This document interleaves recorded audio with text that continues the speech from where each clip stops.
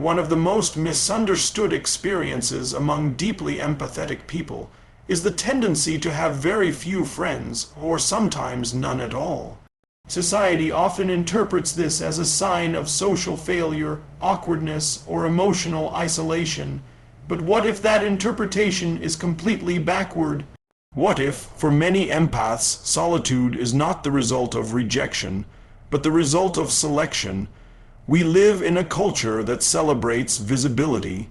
We're encouraged to measure our lives by the size of our networks, the number of people who know our names, or how often our phones light up with notifications. Somewhere along the way, we began confusing access with intimacy. We assumed that being surrounded by people automatically meant being deeply connected. But for an empath, those two things are rarely the same. Empaths experience relationships differently. They don't simply hear words, they absorb the emotional atmosphere behind them. They notice the hesitation before someone says, "I'm fine." They recognize the tension hidden beneath a forced smile. They sense when kindness is performative, when affection carries conditions, or when silence communicates more than conversation ever could.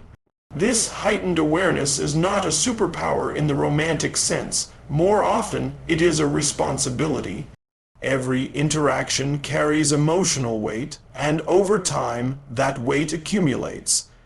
Imagine walking through life without an emotional filter. Every room you enter asks something of your nervous system. Every conversation requires you to process not only your own feelings, but also fragments of someone else's inner world. Even when no one intends harm, constant emotional exposure creates fatigue.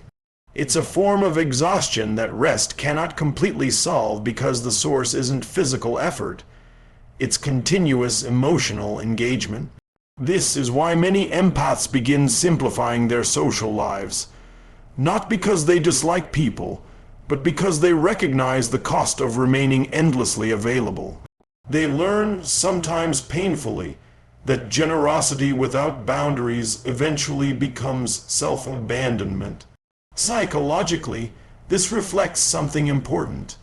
Human beings are not designed to carry unlimited emotional responsibility for others. Yet empaths often feel an unconscious obligation to soothe discomfort, resolve conflict, or create emotional safety wherever they go. They become listeners before speakers, caretakers before participants. Over time, relationships can quietly become unbalanced. One person receives understanding, the other continually gives it. The danger isn't simply being taken advantage of. The greater danger is forgetting that your own emotional needs deserve the same compassion you freely offer everyone else. This realization often changes everything. An empath starts declining invitations that once felt obligatory. They stop forcing conversations that leave them feeling depleted. They become more comfortable disappointing people than disappointing themselves. To someone on the outside, it may look like withdrawal.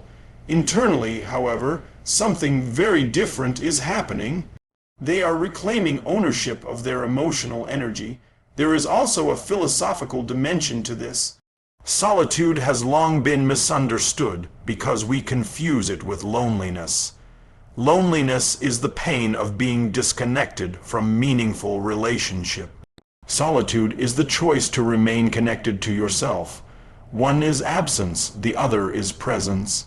The healthiest empaths eventually discover that being alone is often less draining than being surrounded by relationships that require constant emotional performance. They stop chasing acceptance at the expense of authenticity.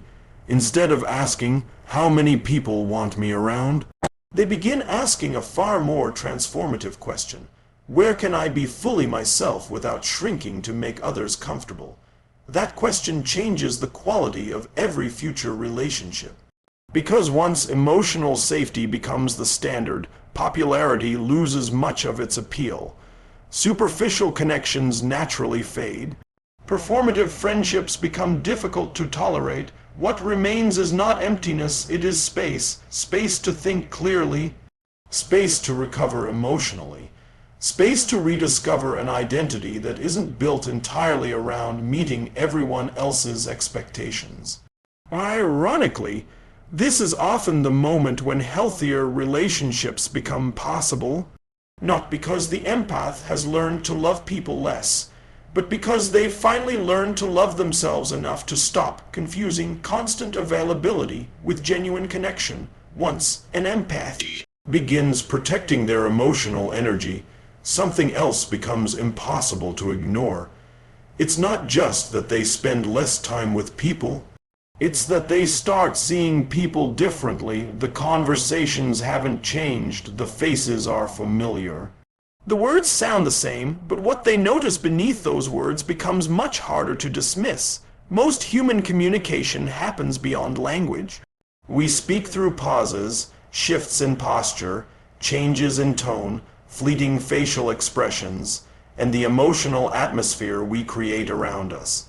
While everyone picks up on some of these signals, empaths often process them with unusual intensity. They don't simply listen to what someone says, they instinctively compare it with what that person seems to feel. And when those two realities don't match, an internal alarm quietly begins to sound. This is why many empaths struggle with superficial relationships. It's not because they expect perfection from people, quite the opposite. They understand that everyone wears masks from time to time. They understand fear, insecurity, and the desire to be accepted. What becomes exhausting is not imperfection, it's prolonged inconsistency. Imagine sitting across from someone who tells you they're happy, while every part of their body communicates resignation. They insist everything is fine, but their voice carries tension. Their smile disappears the moment they stop speaking, and their eyes seem occupied by another conversation entirely. Many people accept the words and move on. An empath often cannot. Their attention is pulled toward the emotional truth beneath the performance. This heightened awareness can feel like a gift, but it also creates a unique burden.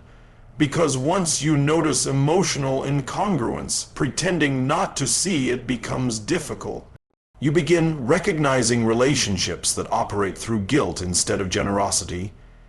You notice when affection is offered only in exchange for compliance.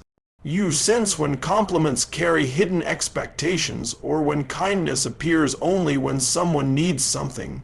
The challenge is that these observations are rarely dramatic. Manipulation is often subtle. Emotional dishonesty is usually quiet.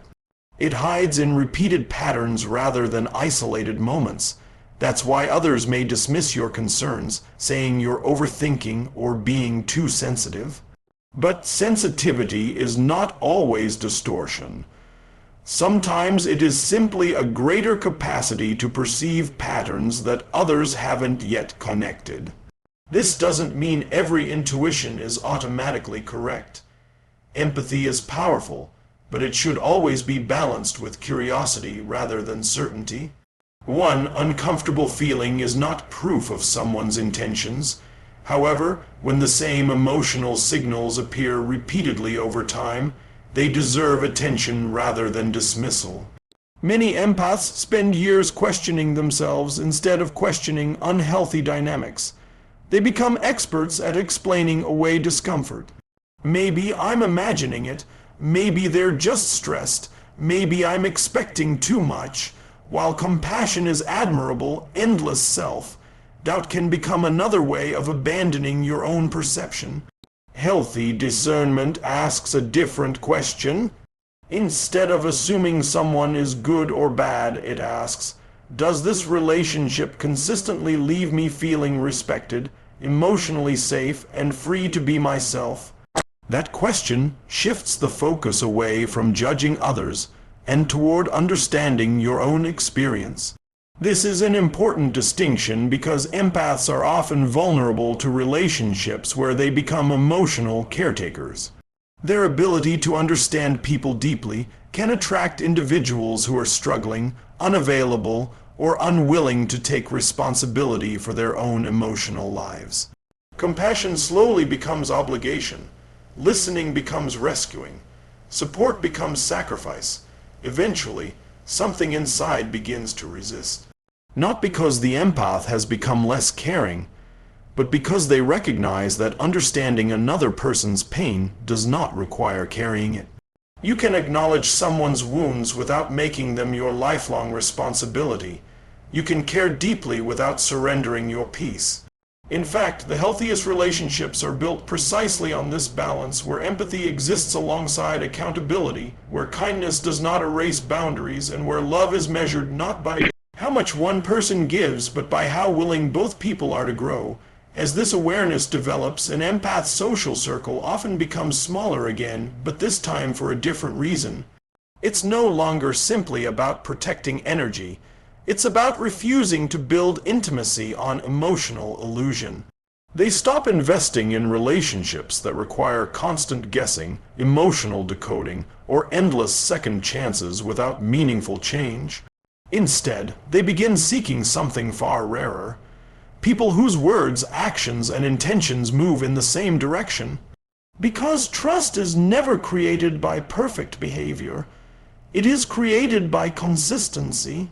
And perhaps that's the quiet lesson hidden beneath an empath's sensitivity. You're greatest when you begin protecting your emotional energy and trusting your perception.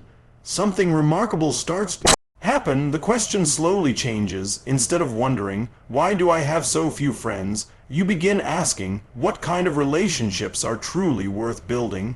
That shift is subtle, but it transforms everything. We've been taught to believe that success in relationships is measured by quantity. More contacts, more invitations, more conversations, more people who recognize your name. Yet the human heart has never been designed to thrive on volume. It thrives on significance.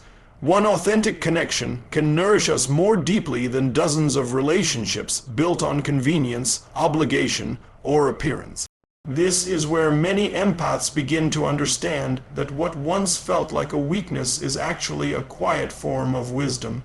Empaths rarely seek connection for the sake of avoiding loneliness. They seek resonance. They long for relationships where conversation doesn't feel like performance, where silence doesn't create anxiety, and where honesty doesn't require courage every single day. They are not looking for people who always agree with them. They are looking for people whose presence allows them to exhale. That desire for depth changes how they move through the world. It means they become slower to trust, but more loyal once trust is earned. They become more selective, but also more intentional. Their relationships may be fewer, yet those relationships often contain a level of emotional richness that cannot be manufactured through constant social activity. This doesn't mean the journey is always comfortable. There are seasons when choosing depth over quantity feels painfully lonely. Watching others effortlessly move through large social circles can create the illusion that you're missing something. You may question yourself. You may wonder if your standards are too high, or if your desire for authenticity is unrealistic. But it's worth asking a different question. Are you lonely because you have too few people around you, or because too few people truly know you? Those are not the same experience. Many people spend years surrounded by friends while feeling profoundly unseen. They perform versions of themselves that earn approval but never intimacy. They become experts at fitting in while slowly forgetting who they are beneath the adaptation. Empaths often struggle with this kind of performance because it creates an internal conflict. Every time they ignore their instincts, silence their needs, or pretend a relationship feels healthier than it actually is, they experience a quiet form of self-betrayal. The discomfort isn't simply about the other person. It's about losing alignment with themselves, and this is why solitude, when chosen consciously, becomes such a powerful teacher. In solitude, there is no audience to impress, no emotional role to maintain, no expectations to constantly manage. There is only the opportunity to ask deeper questions. What actually brings me peace? What qualities make me feel emotionally safe? Which relationships leave me feeling more like myself rather than less? These questions create clarity. Clarity leads to boundaries, and healthy boundaries create the possibility for genuine intimacy. This may sound paradoxical, but relationships become stronger not when we give more of ourselves indiscriminately, but when we learn to give ourselves honestly. Authentic connection doesn't emerge from endless availability. It grows from mutual respect, emotional responsibility, and the freedom for both people to exist without pretending. This is also why empaths often become extraordinary friends once they find the right people. They listen with presence rather than impatience. They remember what matters. They celebrate quietly without competition. They create spaces where vulnerability feels safe instead of risky. These qualities cannot be measured by the size of a social circle, yet they define the relationships that endure. The world often rewards visibility, but lasting fulfillment comes from something much quieter. It comes from being understood without constantly explaining yourself. It comes from sitting with someone who values your truth more than your usefulness. It comes from knowing that your worth is not determined by how many people have access to you, but by how faithfully you remain connected to your own values. Perhaps the greatest misunderstanding about empaths is the assumption that they need more people in their lives. Maybe what they need isn't more relationships. Maybe they need relationships that honor the depth they already carry. Because a meaningful life has never been measured by the number of names in your contact list. It has always been measured by the few people with whom you can remove every mask, speak without fear, and leave every conversation feeling more alive than when you entered it.